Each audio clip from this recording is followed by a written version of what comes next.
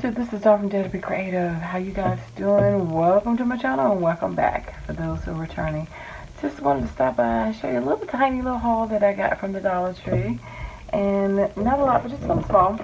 I had got the rub-on numbers. I thought this would be great for something mixed media. Just something you can throw out there real quick and easy on a project. And of course they have tons of different rub-ons. I did pick up the metallic beads. They've been out there for a while, but ended up getting the round ones. I didn't have those. Some more of the alphabets, 325 pack. The metallic stars. Oh, I see a little pearl in there. Different shapes. Misprints, I guess. But anyway, well, I don't know what they're supposed to be. I see a couple of them that's messed up in there. But anyway, the majority of them look like stars.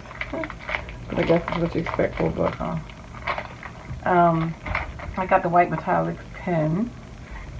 And then I did get some more of these silver spoons. And I did get these stickers so they can go into like bottle caps. I thought, oh, you can use these in some embellishments.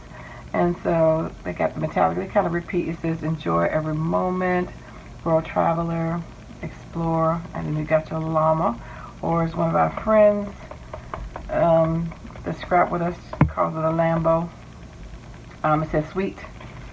And I did pick up this calendar, a little desk little calendar, basically like a school year calendar, which is perfect because, almost perfect because my grant year is July 1, so yeah.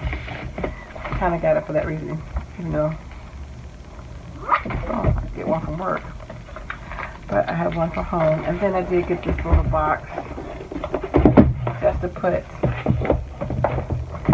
something in it to give to somebody, so I'm going to see them tomorrow, so I will be giving them their gift in that. So that is my tiny little haul.